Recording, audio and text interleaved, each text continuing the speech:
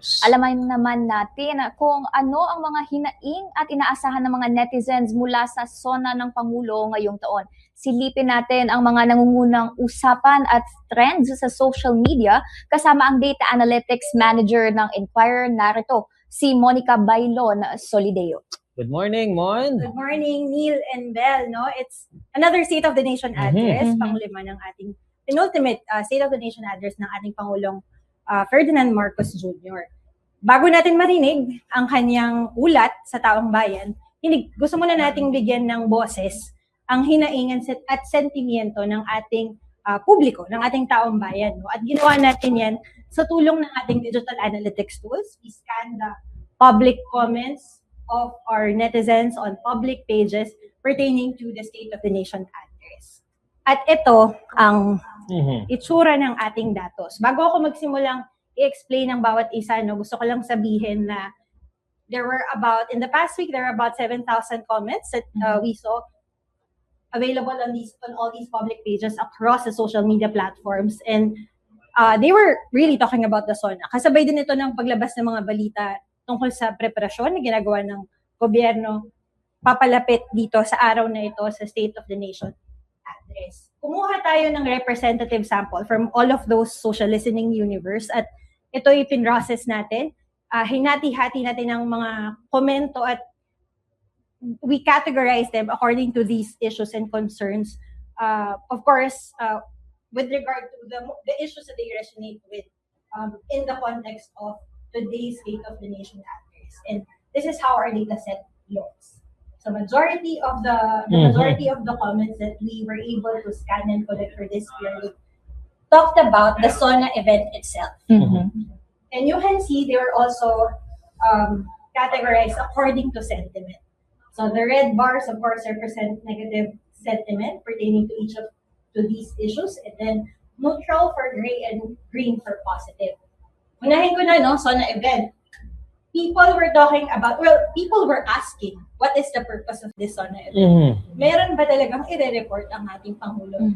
Especially in the context of all these issues. At syempre, binabalikan pa rin nila yung huling SONA ni President Marcos Jr. No? Parang simula nung panahon na yun, nagkaroon siya ng malaking statement about the flood control. That banner statement na mahiya naman kayo, ano na ba ang nangyari? So, yun yung konteksto ng mga komento na pumaluhog dito sa SONA event. Parang para saan ito?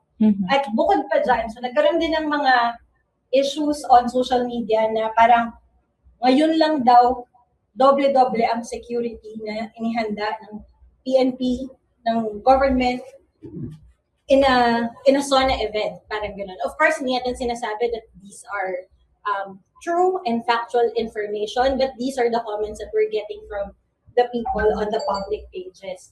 They're also saying, but there are also positive and very encouraging messages from across social media platforms, and they were saying that it's already President Marcos's 5th SONA, and they're very excited to hear his achievements. For some, they feel that it's a contrast from the previous administration, and it's a very positive contrast at that. So, sumunod tayo sa corruption issues. At ito, I think the surveys in the past days, wherein people were asked what they expect to hear from this SONA, mirrors the result of those surveys. Itong nakikita nating corruption issue as a second highest in terms of volume of comments that we saw on social media. Ngunit yun nga, nakikita rin naman natin dito sa data na karamihan ay negatibo ang sentimiento. Kasabay din nito, since ang data set natin ay nitong huling linggo, kasabay nito na lumabas ang mga balita na may mga kakasuhan na, particularly ang announcement ng ombudsman that former House Speaker Representative Martin Romualdez, there will be charges filed against him. And people were reacting to that news in the context of the SONA, and they were saying that it seems like this is just something that they're doing because the president needs to report something. So kaya mostly negative siya, in the red. Next would be the economy and fiscal policy. Again, very time-bound itong reactions nila because in the past week also, the news that there's an increase in the tariff rates to 12.5% for the Philippines for the US goods. Yan ang reaction nila, negatibo. Sinasabi nila na dapat i-highlight yan as achievement of the president given na tumaas lahat ng presyo, tumaas ang taripa, tumaas ang presyo ng mga produktong petrolyo, tumaas ang bilihin. Nandito yung mga komento na yan pumapaloob under the economy and fiscal policy category. And then there were those, kaya natin nilagay sa overall performance na binibigyan talaga nila ng score or lack of score ang ating presidente in the context of this SONA, no, 4 na taon na sa ilalim ng kanyang administrasyon, karamihan hindi masaya sa kanyang performance. But there were also those that mentioned na, again, as I mentioned earlier, there's a contrast in what Filipinos are experiencing now versus in the previous administration. There were also those who were saying na nagkaroon tayo ng mas na-fortify ang ating stand sa WPS, sa territory natin. And the 2016 arbitral ruling ay na-fortify in this administration. Hence, those comments were lumped under the positive sentiment. Monica, a quick question, ano? So, dito sa ating report, of course, indicative siya kung ano yung gusto marinig ng at least the Inquirer community. This dito is Universe. Universe, Yes. okay.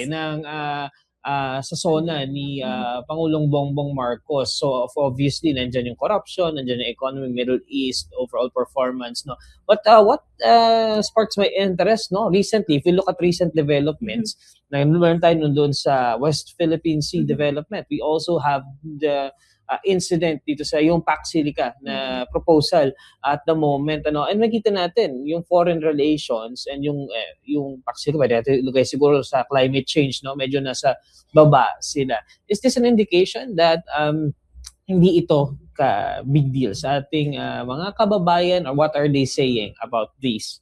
If we're going to base it on the volume, hindi pa big deal the issue on Pax Silica and what it would actually mean for the Filipinos. Makikita natin dito sa foreign relations, merong on the neutral side. So, majority of the comments that fell under this category were actually about Pax Silica. Yung mga nasa neutral, sila yung nagsasabi na let us wait what the government will actually say kasi there's not enough information pa ata, most of them are saying.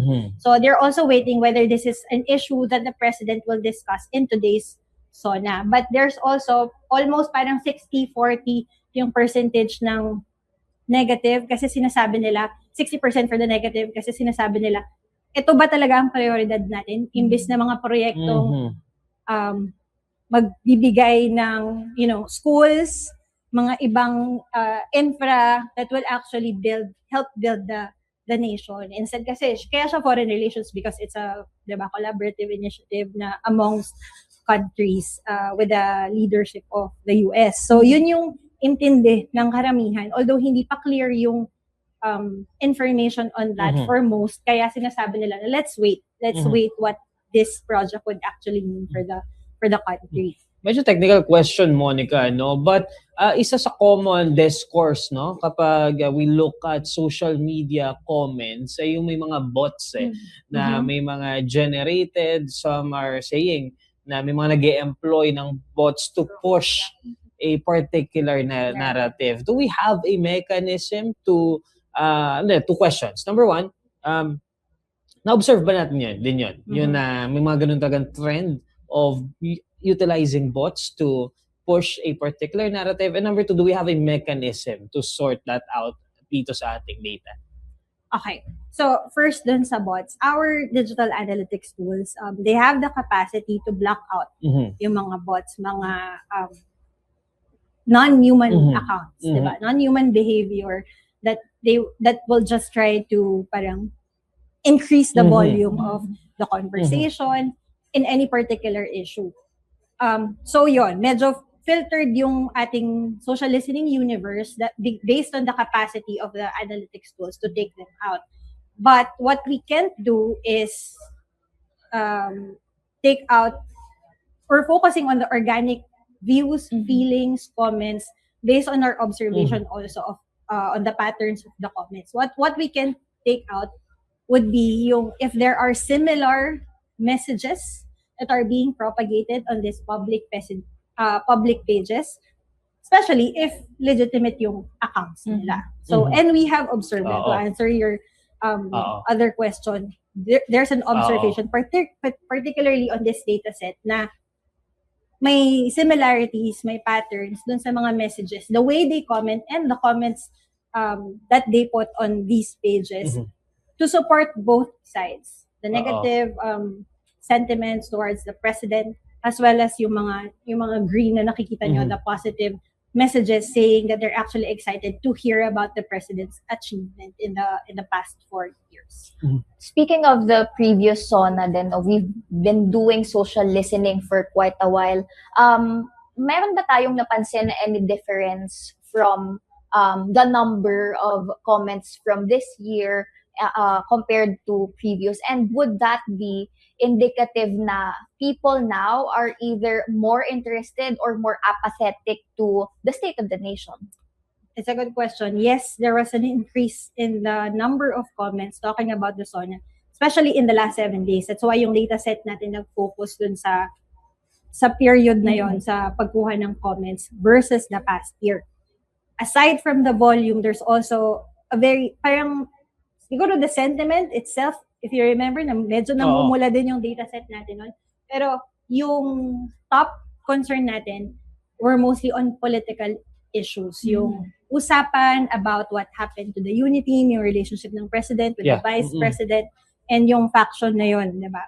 Ngayon, nandun din yung SONA event last time, but now, I think, as I said, this data set mirrors also yung actual survey data na lumabas from 2 different survey firms na what the people want to hear is the solution. What are you gonna do to the corruption issues? Especially na the president also sort of revealed the flood control scam in the past SONA. So, nakafocus yung mga tao doon ngayon. I think na ma-magnify din siya because of the ongoing Blue Ribbon hearings, magsampa ng kaso sa mga certain personalities involved in the flood control. But for them, again, that's why I read, they feel that there's still people that are not being named yet or that are not being held accountable in relation to the flood control. That's why yun yung change na nakita natin from the past year. The concentration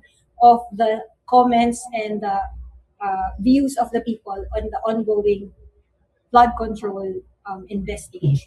When it comes to sa overall performance, kasama din ba dyan yung mga komento about whether na ramdaman nila yung impact ng mga polisiya ni Pangulong Marcos sa kanilang everyday na pamumuhay? Yes. And yung karamihan ng red, they were very sarcastic in giving a high grade for the president for this period. They were playing with the words that they are using to call the quality of this administration, the quality of the governance that this administration is providing. Ayun, no? So, Neil, move on ako sa sarili nating data set. Ito ay social listening universe from across public social media pages. At ngayon, i-highlight ko lang din that from our own pages, we also asked our readers through our Ink Asks campaign, 4 years in, what changes have you felt under Marcos's leadership? So ito mismo ay comments ng Inquirer followers and readers. And this is what we have observed from the data. Still, majority of the comments that we collected. By the way, there are about 2,000 comments that we scanned for this. 2,000. More than 2,000 comments that responded to that question, the changes they have felt under this administration, and the majority of that was negative, 79% to be exact. And we also scanned those comments, pulled them together to see ano yung parang words that they're using to describe the changes that they have felt. And ito ang ating word cloud. The size of the word actually represents the number of times these words were mentioned. And very glaring na ang result ay nothing. Although to try to be fair and balance it out. Meron din tayong mga nakitang positive Oo. votes. As you can see, there's 15%. So, yung neutral na 7%, they're the ones who are suggesting what the president should do in his last 2 years, diba? So hindi lang sila pointing out what's wrong, but also demanding from the president na this is going to be, parang the last 2 years is going to be you making sure that your legacy remains positive. And so these are the things that you should do. And they talked about yun nga, making true to your promises with regard to solving and making people accountable dun sa flood control corruption scandal. Asking the president how to manage the rise of prices. No? So malaking volume din yung pagbanggit nila sa pagtaas ng presyo ng bilihin. Kasi basically ito yung malapit sa sikmura ng mga tao, di ba?